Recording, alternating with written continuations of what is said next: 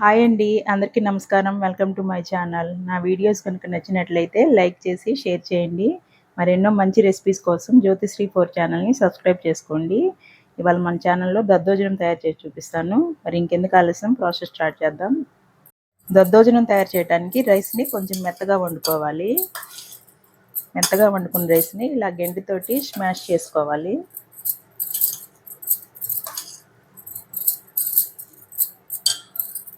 Next పెరుగుని వేసుకొని mix చేసుకోవాలి. దద్దోజనానికి పెరుగు ఎక్కువ వేసుకుంటే చాలా టేస్ట్గా ఉంటుంది.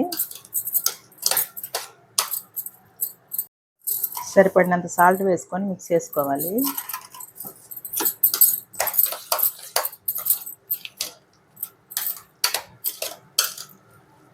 ఇలా మిక్స్ చేసుకొని పక్కన పెట్టుకోవాలి. ఇప్పుడు తిరగమాత వేయడానికి 2 ఆనియన్స్ని 2 ఎండుమిరపకాయలు తుంచి పక్కన పెట్టుకోవాలి. ఒక పచ్చిమిరపకాయ సన్నగా కట్ చేసుకొని పక్కన పెట్టుకోవాలి. నెక్స్ట్ తిరగమాత వేసుకోవడానికి స్టవ్ వెలిగించుకొని కడాయి పెట్టుకొని కొంచెం ఆయిల్ వేసుకోవాలి. ఆయిల్ వేడైనాక తిరగమాత గింజలు వేసుకోవాలి. నెక్స్ట్ ఎండుమిరపకాయలు వేసుకోవాలి. తర్వాత ఆనియన్స్ పచ్చిమిర్చి వేసుకోవాలి. కరివేపాకు వేసుకోవాలి.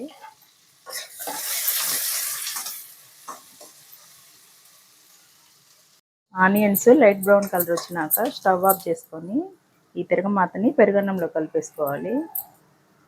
ఎంతో టేస్టీగా ఉండే దద్దోజనం రెడీ అయిపోయింది.